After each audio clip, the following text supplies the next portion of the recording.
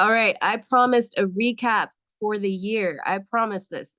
You think I wasn't going to do it, but I'm doing it. All right, it is the 21st. Date's right there. Wait, there. Over there. It's right there. So this is what I have experienced since my time. Well, I got out of jail in July of 2022. And I went to jail. Everyone who knows me already knows that I went to jail because I vandalized a fleet of cars of people who robbed me. That's right. I was homeless for 7 months, and then I was stalked by so many different criminals, and I didn't know who they were, but I did know that the people who robbed me were from Avis. So sorry, my hair's doing this thing. Yeah, so the Avis fleet of cars, I vandalized the whole fleet, and then I recorded myself doing it, and I went on high speed chase when the cops tried to arrest me a couple days later. I recorded myself doing it, the vandalism, and then I posted it on Facebook, or wait, Twitter. I tweeted it in a long, like a big folder of like other pictures and videos of crimes that were committed against me and a bunch of cops showing up who didn't do their jobs. So I had recordings of all of this. And so it starts like in December of me like getting my car stolen. I actually recorded that like in a Walmart parking lot. It was an Avis car. They just repossessed it, even though I paid for it. So they just picked it up in a Walmart parking lot 4 days before Christmas. This was in 2020.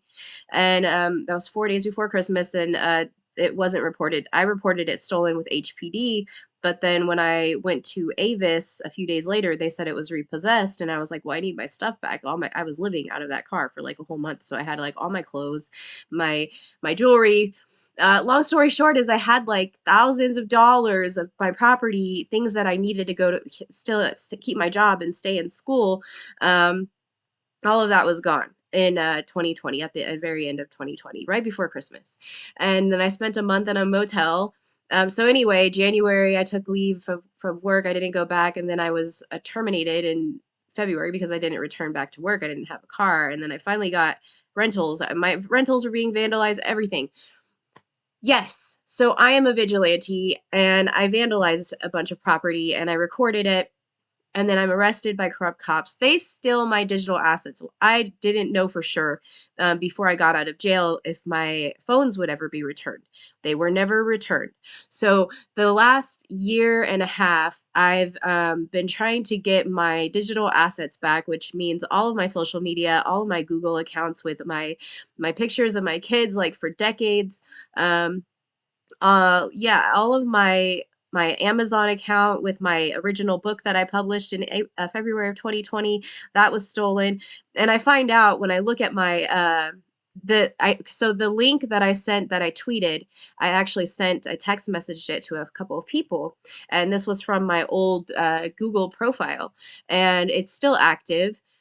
And so my friend sent it to me, and he was like, I just thought you'd want to have this. I mean, it's like evidence of people like committing crimes against you and then you vandalizing a bunch of stuff. And yeah, so he sent me that, and I noticed that some people on there on the album were added, and it was my ex sister-in-laws and the reporter that made the report saying that I was mentally ill and that I stole a car, which I didn't, and he worked for KPRC Channel 2, I think. So I didn't you have to when you have an album, you have to add people from the owner. The owner has to add those people. Now, I did try adding other people, but I can't remove the people like I don't know who added my ex-sister-in-laws, both of them, and that reporter and his personal email. So I guess I'm just like assuming because that happened after I was arrested that the people um who stole my digital assets are my ex-in-laws. So this whole year, the bad things I'm starting with because the good things are last. The bad things are that I found out my identity was stolen by my ex-husband and one of his trafficker friends that followed me uh, around and like has been harassing people that I worked with and trolling my social media. My ex-in-laws are doing this too, the ones that don't work. So it's the women in the family are that are who are doing this. I found out they were trolling my social media, telepathically attacking people, pretending to be me. Also just making things up about me that aren't true. And I mean, they already did this whole like framing thing where they framed me as a mental patient, like mentally ill and all of that. Um, the good news is when I went to jail, I had 14 to 15 hours per day for 15 months, every single day of experiments. It's basically a science experiments every day where I was observed by inmates and jailers, like people, detention officers. They all witnessed me time traveling through the television. So before I got out of jail, I knew I could make a business out of my abilities because I knew 100% like everybody can hear me. So and like other inmates were commenting and they weren't insane. They weren't mentally ill, like just like agreeing with me. Like they were like, what the hell is that? Pretty much. And I was like, yeah, that's me in space time. Like that's me and that uh Price is Right audience over there. And they were hearing themselves too, which is why they were like, oh my gosh, this is so cool. Like it was one way that everyone entertained themselves. It's like the TV's on 14, 15 hours a day. That's like 7,000 hours of experiments gone horribly wrong and horribly right at the same time. Um, so yeah, we were in daytime and nighttime programming of basic television, like network television, ABC, NBC, uh, what are the other ones? Fox News, CNN. We were on a lot of platforms for 7,000 hours the entire time I was there.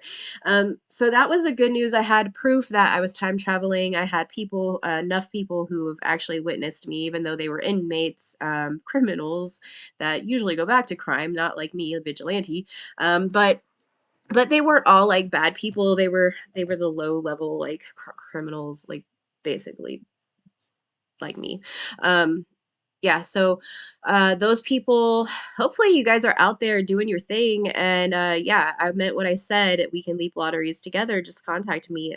You know what I look like now. I had brown hair. You guys called me Velma, remember? Because I had brown hair with bangs and I looked like Velma in an orange suit. So yeah, that was one nickname. I don't remember the other nickname. That was the main nickname was Velma. Um, uh, yeah, and I had glasses. So anyway, so that's the good news. Also, the good news, I opened my business. I republished my book that was stolen. I just took all the poems from the old book, edited a few of them, and then added all of my new poems that I've been writing over the last year. I also published music, so I've been creating vibes that go with the music, but I didn't really sing in a lot of it, which is the only thing that I want to do in the future, is sing to my music. What else did I do? Well, I went public, so I've been making a bunch of demonstration videos, and I've been trying to communicate with the government and law enforcement and scientists and a bunch of entrepreneurs who want or would like my service. I've been reaching out to those people to see if we can do business or collaborate together in the future as far as leaping what exists in the future to right now. And so that's the good news. Also, the good news is my ex-in-laws, my ex-husband, who's never paid spousal maintenance and we're still not divorced. Well, that is coming to a close and he will be held in contempt for restraining order violations, all of them.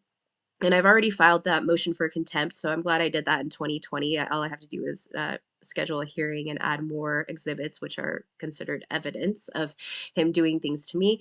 And yeah, the only thing that I'm looking forward to next year, New Year's resolution, would be to leap as many lotteries as possible to the mission that I'm trying to accomplish and to rescue my kids. Because I know at the end of the day, like every single day, I think about them and I hope that they're happy. And I try to talk to them remotely. I know they can hear my voice if I speak out loud. So, like, I tell them I love them every day, like I did when they lived with me, and that I just ask them how their day is going. Sometimes I don't, but most days I do. And yeah, I just check in like most moms do. Um, but yeah, Trey and Trinity, I am definitely going to kidnap you in a good way. You're gonna want to go with me. You're gonna want to come with me. Come with me if you want to live. Anyway, so that is those are the good things. Um Also, I've reunited with my family. That's one of the biggest things that I wasn't expecting to do in May of this year is I was running actually from traffickers. They were planning on kidnapping me in Houston, and I came here to talk to Space Force, and I got stranded here unintentionally. But my uncle rescued me, and he gave me a home, and like my cousins have been like so cool, and I just reunited with everyone, my aunts and uncle, and well, my other uncles I haven't seen yet, but like both mainly my cousins and my aunt I've been spending time with. So I'm really happy because I mean, I was raised by my aunt. So a lot of the times when I was at my aunt's all the time. And my uncle was there too when they were married. So I don't know. I feel like part of me that was like dead for a long time is alive again. And I feel like I have like a bigger purpose now that I can not just lead my clients, but also like help my family in the long run, and we can all make our dreams come true. So those are the things I'm looking forward to this coming year. I know that it's been a process trying to teach them how to create videos and not get hijacked by my ex-in-laws and whoever else they're getting to help them hijack us. But also, I'm getting a makeover. So this is a wig. I just wear it because my hair needs like help. But it's blonde, but I have bangs and like it is just not doing it for me. So yeah, that is something I want to do this year is get a makeover, just like grow my hair out, hair extensions and stuff. But yeah, just get like a makeover and yeah, rescue my kids and maintain like my business, expand my business actually, and yeah, be studied. That's something I really am looking forward to this 2024 being studied in a lab. Not against my will though, like definitely 100% consenting to this these experiments. It's my idea. So yeah, I'm definitely looking forward to meeting my team and making a lot of clients really happy moving forward. So those are the good things. They definitely outweigh the bad things, and the bad things I think are going to be asleep for the rest of my life, starting next year. What's your New Year's resolution? What's your New Year's resolution? I'm just kidding. I don't care.